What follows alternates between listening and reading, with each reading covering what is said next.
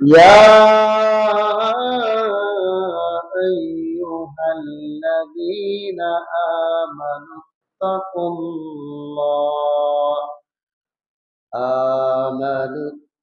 الله وكونوا مع الصادقين. أيضا قال: يا أيها الذين آمنوا لا تلهكم أموالكم ولا أولادكم عن ذكر الله. وقال تعالى في كلامه المجيد: يا أيها الذين آمنوا قوا أنفسكم وأهليكم نارا. صدق الله مولانا العظيم وصدق رسوله النبي الحبيب الكريم، ونحن على ذلك من الشاهدين والشاكرين، والحمد لله رب العالمين. إن الله وملائكته يصلون على النبي يا أيها الذين آمنوا صلوا عليه وسلموا تسليما. يا اللهم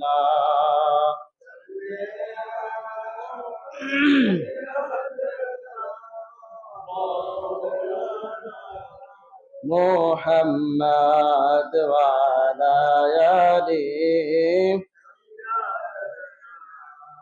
مولانا محمد. اللهم صل على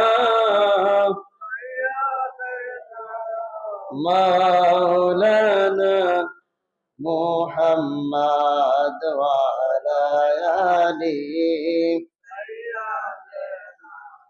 مولانا। এশকের দরিয়ায় ডুবো দেওরে মন, পাইবি নবীজির দিদার। এশকের দরিয়ায় ডুবো দেওরে মন, পাইবি নবীজির দিদার। খুলে যাবে চোখের পর্দা, দূর হবে মনের আধার। আল্লাহুম্মা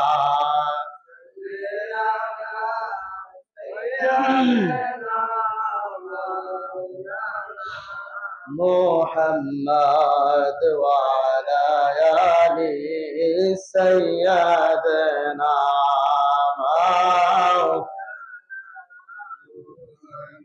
এমন গোরে শুইবিরে মন, যেই গোরের নাই জানালা। এমন গোরে শুইবি রে মন, যেই গোরের নাই বিছানা। আল্লাহুম্মা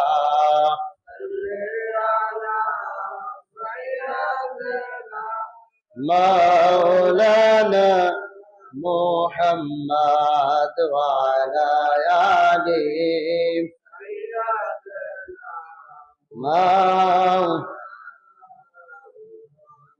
আসুন মোহাব্বতে আল্লাহ পাকের জিকির করি, যে আল্লাহর জিকির করলে আমার আল্লাহ আপনার আল্লাহ খুশি হন এবং কলবের ময়লা দূর হয়। সেই আল্লাহর জিকির আমরা করতে রাজি আছি না নাই? তাহলে আসুন মোহাব্বতে আল্লাহর জিকির করি, সবাই বলি ইসমে জাত আল্লাহ আল্লাহ আল্লাহ আল্লাহ আল্লাহ আল্লাহ আল্লাহ আল্লাহ আল্লাহ আল্লাহ আল্লাহ।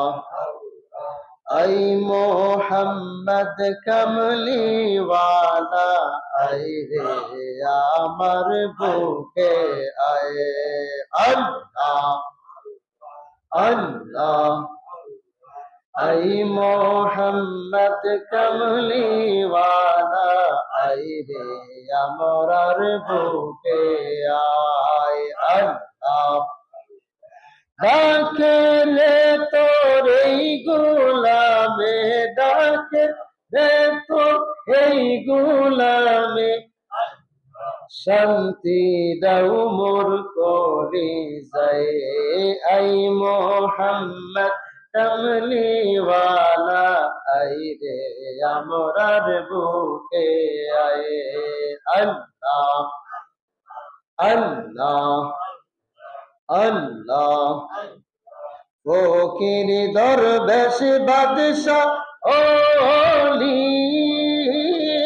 তুলি সেই ফুলের কলি ফকির দরবেশ আল্লাহ আল্লাহ ফকির দরবেশ বাদশাহ ওলি তুলি সেই ফুলের কলি কান্দে লইয়া ভিক্ষার ঝুলি কান্দে লইয়া ভিক্ষার ঝুলি বাস করে গাছের তলায় আই মোহাম্মদ কমলি ওয়ালা আই রে আমরার আল্লাহ আল্লাহ আল্লাহ আল্লাহ আল্লাহ গুনাহ খাতা মাফ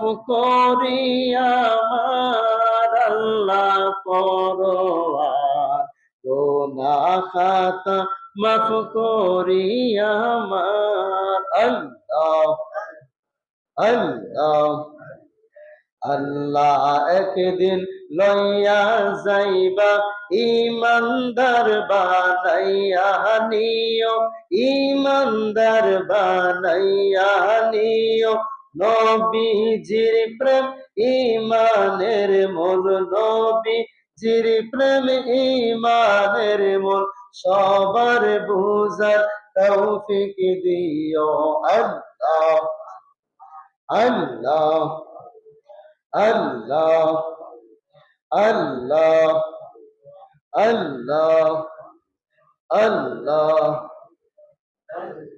লা ইলাহা ইল্লাল্লাহু মুহাম্মাদুর রাসূলুল্লাহ সাল্লাল্লাহু আলাইহি ওয়াসাল্লাম আমার মরণের কতদিন বাকি আমি জানিলাম না গো ও আল্লাহ মরণের কতদিন বাকি সবাই আমার মরণের আমি জানিলাম না গো ও আল্লাহ মরণের কতদিন বাকি আজরাইল আসিয়া যখন হস্তে দিবা দড়ি তখন আমার মনবাই করবে লুকালুকি আমি জানিলাম না গো ও আল্লাহ মরণের আমার মরণের কতদিন বাকি আমি জানিলাম না গো ও আল্লাহ মরণের আজরাইল আসিয়া যখন হস্তে দিবা দড়ি আজরাইল আসিয়া যখন হস্তে দিবা তখন আমার মনবাই করবে লুকালুকি আমি জানিলাম না গো ও আল্লাহ মরণের ও আল্লাহ মরণের এখানে মনোবাই বলতে বোঝানো হয়েছে নিজের রুহটাকে মনোবাই যখন তার লুকালুকি করবে অর্থাৎ আজরাইল যখন আসবে আপনার রুহুটা যখন নেওয়ার জন্য হাত বাড়াবে নেওয়ার চেষ্টা করবে এমন সময় আমাদের রুহুটা কি করবে দৌড়াদৌড়ি করে নাড়াচাড়ি করে, ওইখানে এই মনাবাইয়ের কথা বলা হয়েছে।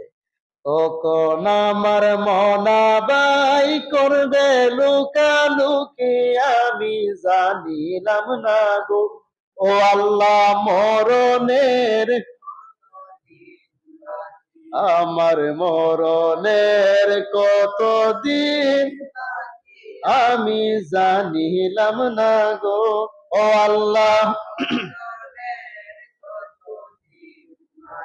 40 দিনের আগে বাইরে মৌতের নিশানি, 40 দিনের আগে বাইরে মৌতের নিশানি, জমদু দেবা ইন্দানি চোখে দিয়া আন্দি, আমি জানিলাম না গো।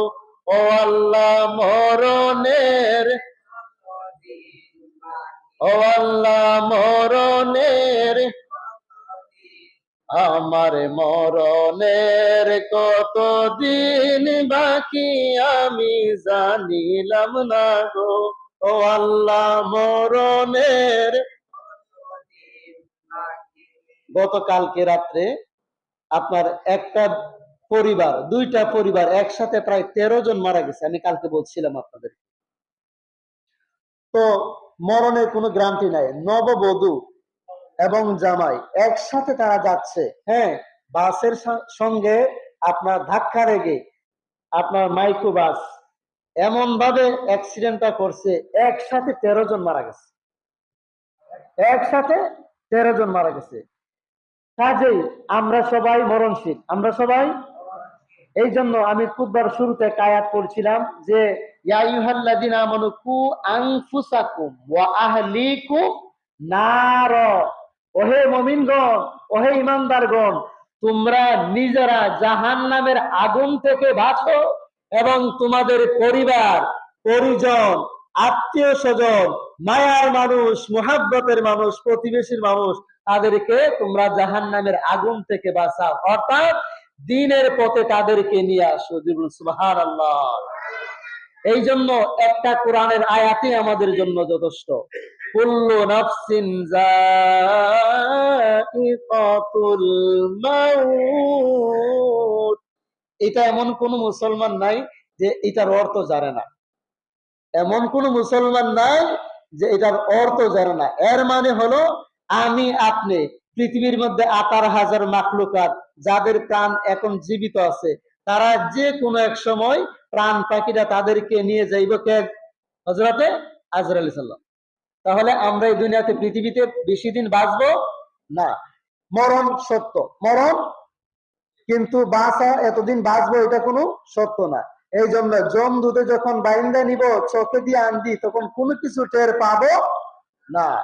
সুবহানাল্লাহ, আল্লাহু আকবার। আমার মরণের কতদিন বাকি আমি জানিলাম না গো। ও আল্লাহ, মরণের, ও আল্লাহ, মরণের কতদিন বাকি। 30 পারা কোরআন শরীফ জানিও নিশ্চয়। কোরআনের একটা হরফ, একটা আয়াত যদি কোন আল্লাহর বান্দা বান্দির কলবের মধ্যে, অন্তরের মধ্যে জানা না থাকে, নবীজি সাল্লাল্লাহু আলাইহি সাল্লাম বলছেন সে যেন খালি একটা ঘরের মতো, যেই ঘরের মধ্যে কোনো আসবাবপত্র, জিনিসপত্র কোনো কিছু নাই, সে যেন খালি একটা ঘরের মতো। সেটা কোন ব্যক্তি? যে ব্যক্তির অন্তরের মধ্যে, তার সিনার মধ্যে কোরআনের আয়াত নাই। তাহলে ওই সমস্ত ব্যক্তিদের থেকে আল্লাহ তাআলা আমাদেরকে হেফাজত করছে। অন্তত পক্ষে 4টা সূরা হইলে আমাদের যারা আছে না নাই? আছে না নাই? আল্লাহ তাআলা আপনাদের সবাইকে এই কোরআনের খেদমত, কোরআনের ইবাদত, কোরআনের আমল আল্লাহ তাআলা যেন কবুল করে, সকলে বলে আমিন। 30 পারা কোরআন শরীফ জানিও নিশ্চয়, কোন জায়গায় কোন হরফ লেখা না করিলাম কই, আমি জানিলাম না গো। এর অর্থ কি? মানে আল্লাহ তাআলা কোরআনের মধ্যে কি বলছে, কোন জায়গার মধ্যে কি বলছে না বলছে। আমার এক মুসল্লি গতকালকে বলতেছে, হুজুর আমি যে শুধুমাত্র মুসা নবীর কথা বলি, মুসা নবীর কথা পাই, মুসা নবীর কাহিনী মনে হয় অনেক দিয়েছে। আমি বলছি হ্যাঁ, অন্যান্য নবীদের মধ্য থেকে মুসা নবীর কাহিনী অনেক বেশি আছে। তবে আল্লাহ তাআলা প্রত্যেকটা আয়াতের মধ্যে এক একটা নিদর্শন রেখেছেন, এক একটা নিদর্শন রেখেছেন। আল্লাহ তার আয়াত শব্দের অর্থ হলো নিদর্শন। আয়াত শব্দের অর্থ কি? নিদর্শন। আমরা বলি না এই চিহ্নটা, ওই জায়গাটা, এমুকটা অমুকটা, আল্লাহ তাআলা এই আয়াত নাজিল কইরা অমুক বিষয়টাকে চিহ্ন করে দিছে, অমুক বিষয়টাকে চিহ্ন করে দিছে। যেমন ওয়াতুরি সিনিন, আপনার তুর পাহাড় আছে না, তুর পর্বত আছে না, পাহাড় আছে না, এটাকে চিহ্নিত করে দিছে। ওয়াহাজাল বারাদিল আমিন, এই জায়গাটাকে নিরাপদ করে দিছে। এই জায়গাটাকে কি করে দিছে? নিরাপদ করে দিছে। এরকম অসংখ্য অগণিত, অর্থাৎ আল্লাহ তাআলার পবিত্র কালামুল্লাহ শরীফের মধ্যে ৬,৬৬৬টা কোরআনের আয়াতই আল্লাহ তাআলার নিদর্শন। সুবহানাল্লাহ। এই জন্য আমি বলি যে আল্লাহ তাআলা ৬,৬৬৬টা আয়াত হলো আল্লাহ তাআলার ফতোয়া, আল্লাহ তাআলার ফতোয়া। আর হাদিস যা আছে সবই আমার নবীর এবং সাহাবীদের ফতোয়া। সুবহানাল্লাহ। এর বাইরে আমরা কেউ কোনো কিছু মানি না। কোরআন সুন্নাহ যেখানে আমরা আছি, কোরআন সুন্নাহ যেখানে, আল কোরআনের আলো, কোরআন সুন্নাহর আলো, নারায়ে তাকবীর, নারায়ে রিসালাত, আহলে সুন্নাত ওয়াল জামাত।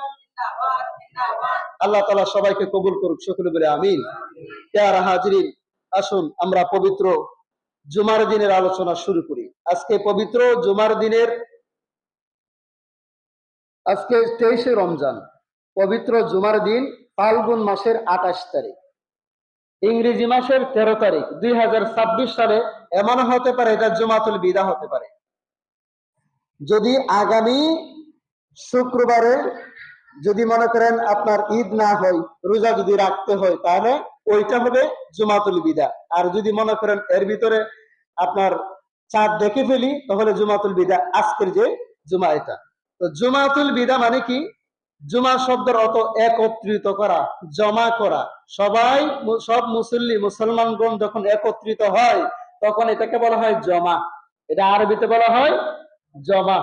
বিদা মানে বিদায়, বিদা মানে বিদায়। কি বিদায়?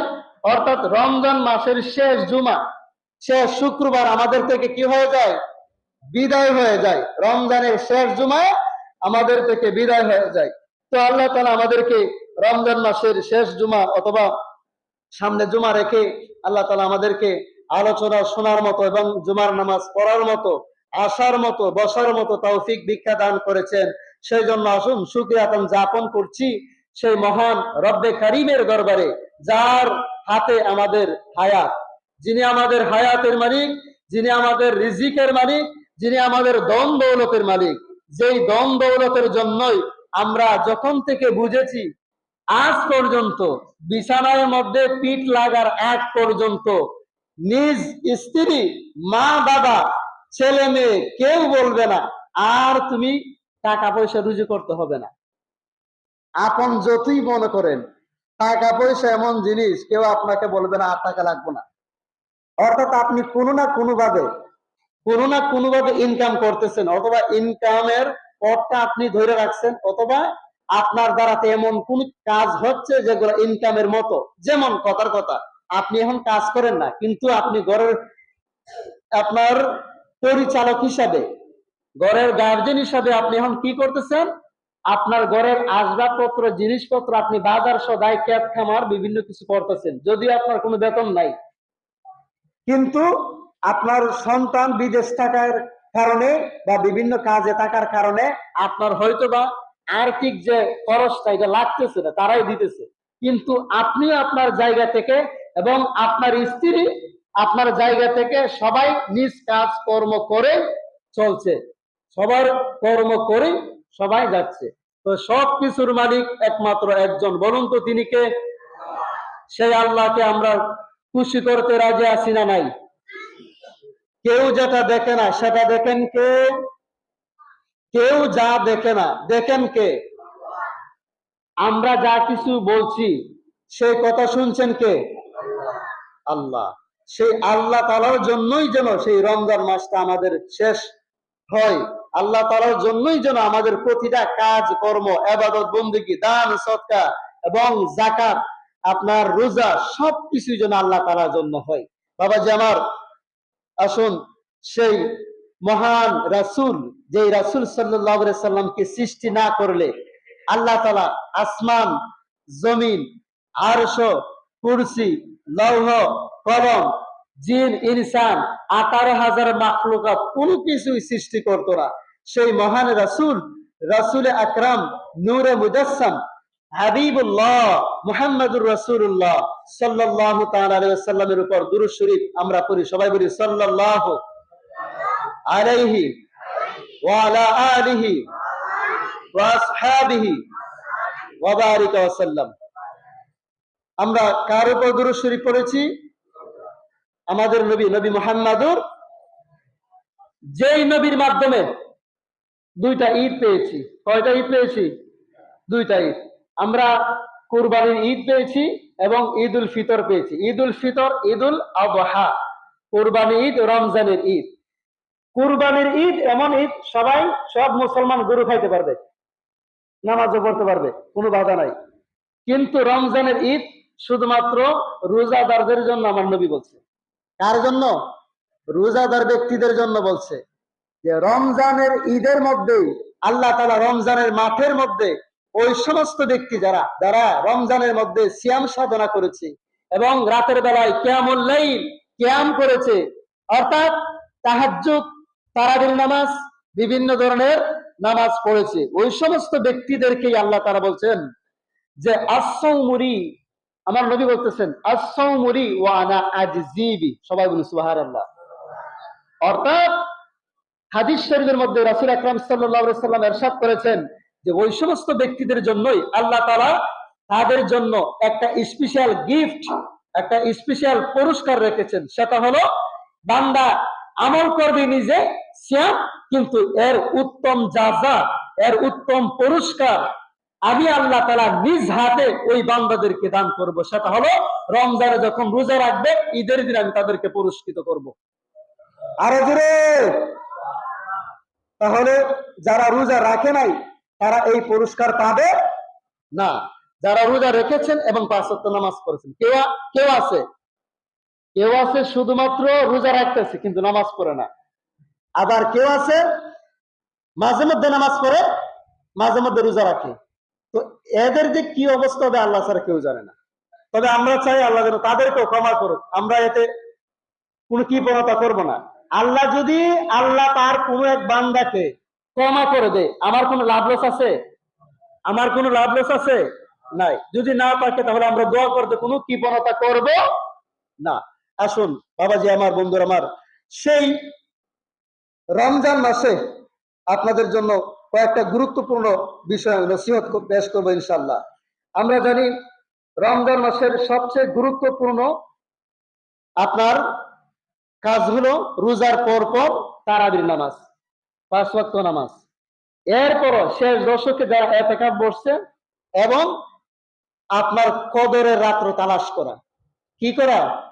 কদরের রাত্রগুলো তালাশ করা। এখন আমি আপনাদেরকে প্রশ্ন করি, কদরের রাত্র তো তালাশ করে তারাই যারা মসজিদে রাত কাটায়, মসজিদে নামাজ পড়ে অথবা নিজ ঘরে নামাজ পড়ে, এদের জন্যই আল্লাহ তাআলা কদর নসিব দান করেছেন। আর যে ব্যক্তি ঘুমায় কাটাই দিবে, আল্লাহ তাআলা এমন ঠেকা পড়ছেন আপনার লাগি যে আসমান থেকে কি যেন মান্না সালোয়ার মতো। হযরতে মুসা আলাইহিস সালাম, হযরত ঈসা আলাইহিস সালামের যুগে যে মান্না সালওয়া আল্লাহ তাআলার পক্ষ থেকে নগদ খাংসা ভর্তি আপনার খাবার পাঠাইতো, হ্যাঁ, ওই রকম নগদ আপনাকে আল্লাহ তাআলা কোনো কিছু এখন আর দান করবেন না। এখন আপনি নিজে পরিশ্রম, সাধনা, ইবাদত বন্দেগী করে আল্লাহর কাছে চেয়ে আপনি আনতে হইব। আপনার ফ্যাক্টরিতে, কোম্পানিতে, বিভিন্ন আপনার ব্যবসা বাণিজ্যের মধ্যে আপনার শ্রমজীবী যারা আছে এরা কাজ করলে পরে মালিকরা বেতন দেয়, একদিন না করলে আপনার বেতন কেটে দেয়।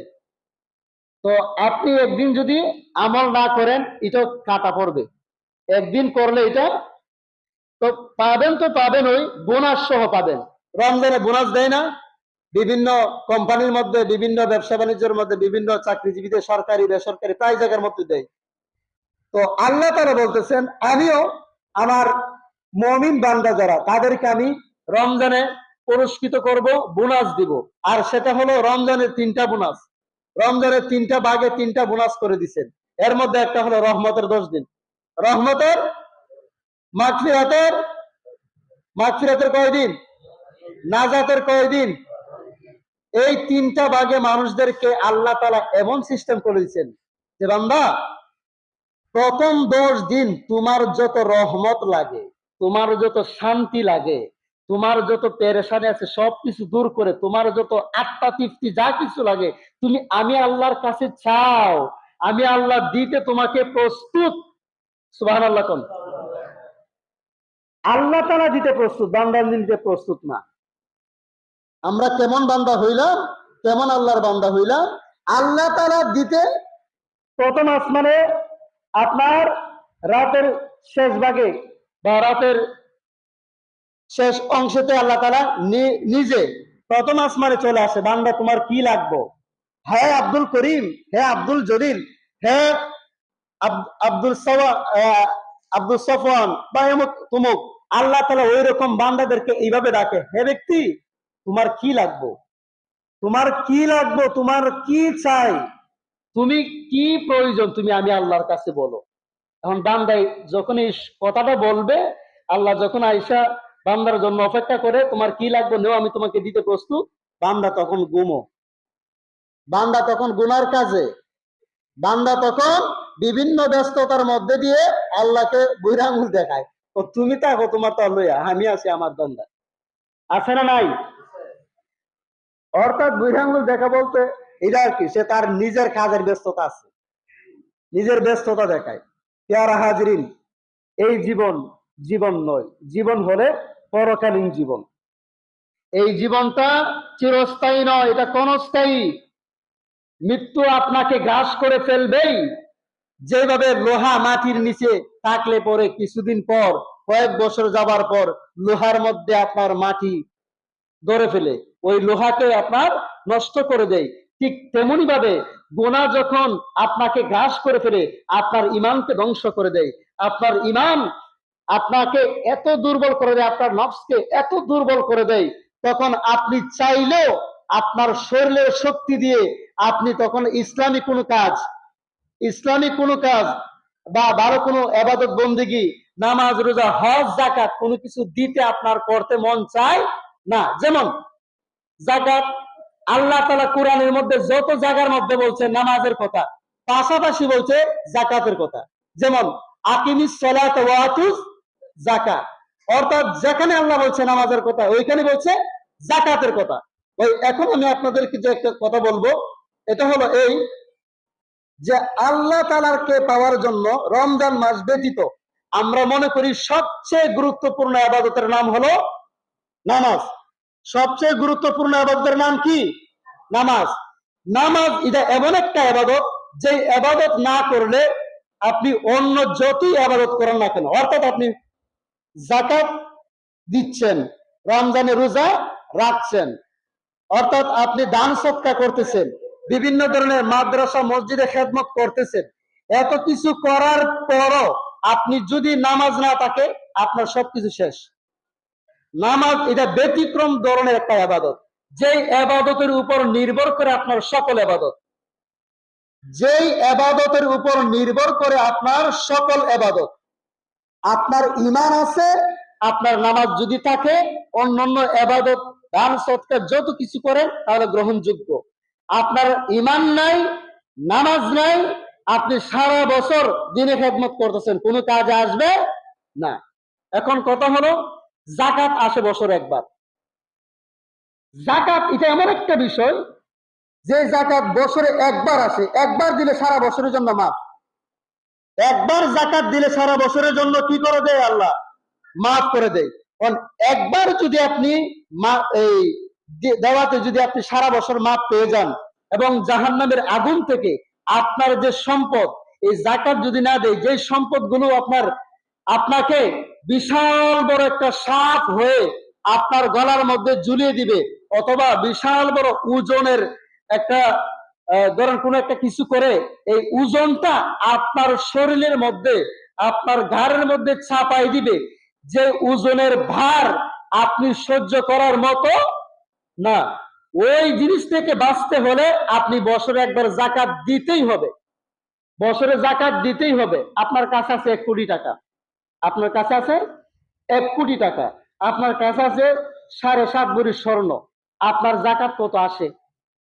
1 কোটি থেকে 1 কোটি টাকায় জাকাত আসে আপনার মাত্র 2.5 লাখ। কয় লাখ? কয় লাখ?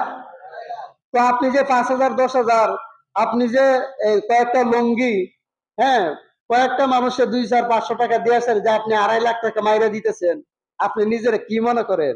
এত সোজা? এত সোজা না, এত সহজ না। আপনি দুনিয়াতে থাকতেছেন, রং তামাশার মধ্যে যত কিছুই আবাদত বন্দেগী করেন না কেন, সব আপনাকে ধ্বংস করে দিবে, কোনো কিছু আপনাকে রাখবে না। কেননা আপনি নামাজের পর পর, নামাজ শব্দটা সালাত শব্দের পর পরই যে শব্দটা আসছে যাকাত, আকিমিস সালাত ওয়া আতুজ যাকাত, হে বান্দা অবশ্যই অবশ্যই তুমি নামাজ পড়বে এবং যাকাত তুমি প্রদান করবে। যাকাত এটা কি? এটা হলো আপনার সম্পদের যাকাত। এই যাকাত যদি আপনি না দেন, তাহলে আল্লাহ তাআলা এটার মাধ্যমে আপনাকে জাহান্নামে নিক্ষেপ করবে। এখন এই রকম যাকাত ব্যক্তি আপনারা যারা আছেন, যদি আল্লাহর কসম করে বলি, আল্লাহর কসম করে বলি, আজকে থেকে নিয়ে যদি মৃত্যুর আগ পর্যন্ত আপনি এখন জানা সত্ত্বে আপনার যে যাকাত যে টাকা আসছে, এটা যদি আপনি না দেন, খোদার কসম করে বলি, এই নূরে মদিনা কেন্দ্রীয় মসজিদে দাঁড়ায় বলতেছি, যদি যাকাত না দেন, আপনি মরে গেলে আপনি জাহান্নামী, আপনি মরে গেলে আপনি জাহান্নামী, আপনি মরে গেলে আপনি জাহান্নামী। আপনি আমাকে যাই মনে করেন, আপনি আমাকে শত্রু মনে করেন, যাই মনে করেন, আমি কোরআনের কথা বলছি, এতে যদি আপনি আমাকে শত্রু মনে করেন, আপনাকে আমি সালাম, লাগবে না, আপনার মতো মুসলিম আমার লাগবে না। এখন এখন বিষয়টা হলো এই, মনে করেন যাকাত এটা বছরে আসে একবার, যাকাত এটা আসে বছরে একবার। এখন যদি 7.5 ভরি স্বর্ণ যদি থাকে, ওই 7.5 ভরি স্বর্ণের যাকাত আমি দেখছি গতকালকে ইন্টারনেটে সার্চ করে প্রায় 54,000 টাকার মতো আসে। 54,080 টাকার একটু বেশি কম বেশি আসে। তো আপনার রেট অনুযায়ী কমবে বাড়বে। এখন যার ঘরে 7.5 ভরি স্বর্ণ আছে, 54,000 বা হিসাব যখন দিবেন তখন হিসাব নিকাশ করে আপনি দিতেই হবে বছর বছর। এখন আপনি যদি, হ্যাঁ বছর বছর, এখন আপনি যদি চিন্তা করেন, আচ্ছা ঠিক আছে, আমার তো এবার আসছে 2.5 লক্ষ টাকা যাকাত, তো ঠিক আছে আমি এই বছর 1 লাখ টাকা দেই, আগামী বছর আমি 1.5 লাখ টাকা সহ বাকি যে আবার 2.5 লাখ আসবো, অর্থাৎ 3-3.5 লাখ, তখন আমি দিয়ে দিব না, না এটা হবে না। এই বছর আপনি পারতেছেন না, পরের বছর আপনি যখন যাকাত বাইরে যাইব, তখন আপনি আরো পারবেন না, তখন ব্যবসাটা আপনাকে আরো ধরবে। তবে যদি পারেন ইনশাল্লাহ, তবে যদি পারেন ইনশাল্লাহ আপনি দিতেও পারেন, কিন্তু এর ভিতরে যদি আপনি মারা যান, জবাব দিবেন কার কাছে? এর ভিতরে যদি আপনি মারা যান, জবাবটা দিবেন কার কাছে? দেখেন আল্লাহর কসম করে বলি, আপনার কোন সন্তান, আপনার কোন মেয়ে, আপনার স্ত্রী বলবে না যে বাবা তুমি মরে গেছো, তোমার গুনার ভাগটা আমি নিব। কেউ বলবে এই কথা? একটা মানুষও বলবে না। যদি না বলে, ওই যে নিজামুদ্দিন আউলিয়া, হযরতে নিজামুদ্দিন আউলিয়া যখন 99টা খুন করছিল, হ্যাঁ হ্যাঁ, এরপরে 100টা আরেকটা যখন খুন করলো ঘটনাক্রমে, শেষ পর্যন্ত সে কি হইলো, বা কোন কোন বর্ণনায় আছে বনি ইসরায়েলে আল্লাহর আবেদ বান্দা, তো তার স্ত্রী সন্তানদেরকে বলছে, এত শুনো তো, আমি যে প্রতিদিন ডাকাতি করে মানুষদেরকে লুটপাট করে ধন সম্পদ যে আমি নিয়ে আসি, আমি যদি মারা যাই, তোমরা কি এর পাপের ভাগীদার হবে? স্পষ্ট বলছিল, সাবধান, এই কথাটা আপনি আরেকবার বলবেন না। তার স্ত্রী বলছিল, তার সন্তান বলছিল, সাবধান, আপনি এই কথাটা আরেকবার বলবেন না। আপনার পাপের ভাগীদার আপনি, আপনি অভিভাবক, আপনি আমাদের গার্জেন, আপনি কিভাবে খাওয়াবেন না করবেন আপনারটা আপনি জানেন, এটা আমরা দেখা দরকার নাই। কাজেই বাবাজির আমার, যদি আমি আপনাদেরকে একটু কটু ভাষায় বলছি, সব তো এটা আল্লাহর কথা। কার কথা? এটা কার কথা? এই আল্লাহর কথা যে আপনাদের পছন্দ হয়েছে না খারাপ লাগছে? আরো জোরে বলুন, পছন্দ হয়েছে না খারাপ লাগছে? এখন আপনারা নিজেরা বিবেচনা করবেন যে আমি তো আমি না, আমি তো আমি না, আমি কোনো এক সময় অন্য কেউ হয়ে যেতে পারি, অর্থাৎ মারা যেতে পারি, মারা যেতে পারি। তখন আমার লাশের উপর আমার রুহের উপর যখন অত্যাচার করা হবে কেউ দেখবে না। আমি একজন ঘুষখোরকে দেখছিলাম, সে যখন মারা যায় আমাকে নিচে তাওবা করার জন্য। আমি জেনে গেছিলাম ওই লোকটা কেমন।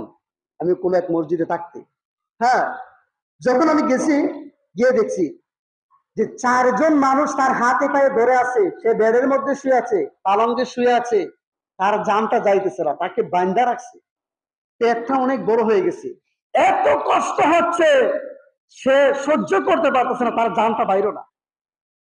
তাকে কালিমা পড়ানোর জন্য আরো 2 জন হুজুর গেছে, কেউ পারতেছে না, তার জিহ্বা পেঁচ লাগা যায়, কথা বের হয় না, তার জিহ্বা পেঁচ লাগে যেতেছে, কথা বের হয় না। কারণ কি? কারণ একটাই, সারাটা জীবন মানুষদেরকে অত্যাচার করছে, জুলুম করেছে, অন্যের হক মেরে গেছে, এবং কোনো বিচার আদি করতে গেলে পরে টাকা খাইছে, টাকা কি খাইছে? কমিশন খাইছে।